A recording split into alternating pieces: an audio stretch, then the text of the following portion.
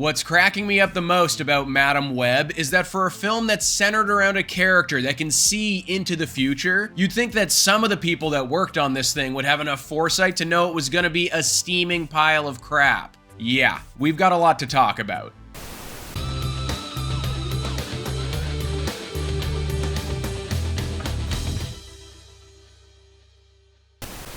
What's up, guys? I'm Sully, and today we're talking about the latest film set in that Sony Spider-Man Universe, Madam Web. All you need to know about this one is that the story goes like this. Cassandra Webb develops the power to see the future. Forced to confront revelations about her past, she forges a relationship with three young women bound for powerful destinies if they can all survive a deadly present. So obviously, I love Spider-Man movies, who doesn't? And I was lucky enough to grow up with the two best live-action entries in Spider-Man 1 and 2 with Tobey Maguire. All the ones after that ranged from at the very least being very entertaining, all the way to being extremely good. But I'm sure you're already aware that it's a completely different story when it comes to these Spider-Man-less Sony films they've been making in recent years. Both Venom movies, Morbius, not really off to all too hot of a start there. So I think I went into Madam Web with my expectations in check. And what I mean by that is that I was fully planning on it being more of that run-of-the-mill, uninspired, regurgitated superhero slop. But consider me surprised, because somehow Madam Web finds a way to surpass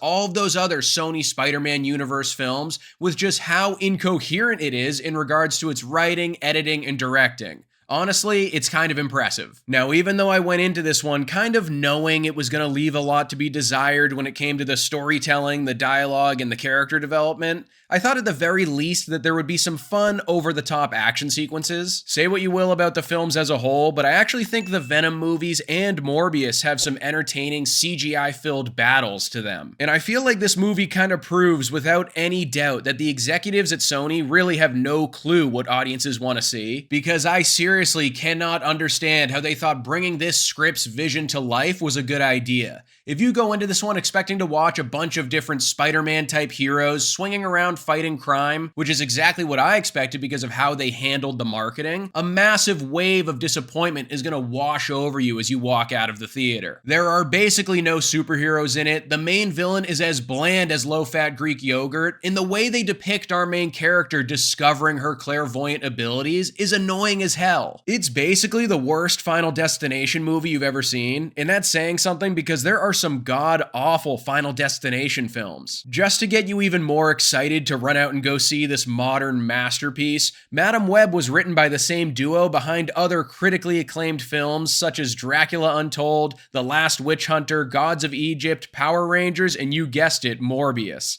I guess everyone deserves a sixth chance, right? But I mean, come on, with a track record like that, you can't tell me that everyone wasn't fully aware of what they were getting themselves into from the jump when they made this film, if that's the type of quality they were willing to bring with the script. If you're not going to give the source material the respect that it clearly deserves, then don't get mad at the fans when they tell you they think your movie's a lump of dog shit. This project was pretty much screwed from the get-go, man. Poor Kevin Feige probably hasn't slept in days knowing that a huge Marvel logo pops up during the opening credits. There's no hiding from this one, buddy. And look, I don't really blame any of the actors involved here. They're looking for that superhero paycheck, I get it. Maybe they need to promptly fire their agents, though, which Dakota Johnson actually did after the trailer for this movie was released. But I feel like for the most part, everyone involved did the best that they could have with the wildly lackluster material they had at their disposal. Dakota Johnson has an interesting enough dynamic with Sydney Sweeney and the rest of the other younger female characters, but you can't help but think of how it would be astronomically better if they had a halfway decent script to play around with. I'm also a massive Adam Scott fan, and anytime that he was on screen was clearly the best part of this film, but even he can't save a train wreck to this degree. Seeing this cast wasted the way they were just continues to add to the disappointment. I am not a happy camper right now. Overall, guys, Madam Web is a complete dumpster fire every which way you look at it. It has to have some of the absolute worst editing, writing, and directing that I have ever seen in a superhero movie before. This unlucky band of actors try their best to make something out of the material they've been given, but there's just no saving something like this. You know it's a bad sign when I walk out of the theater thinking I should have just rewatched Morbius instead. You've heard of Oscar bait before? Well, let me introduce you to Razzie bait. Madam Web gets a Sully score of 1 star.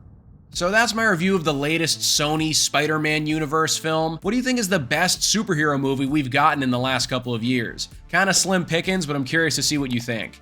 Don't forget to like this video and subscribe to the channel if you haven't already, and I'll see you guys at the next one.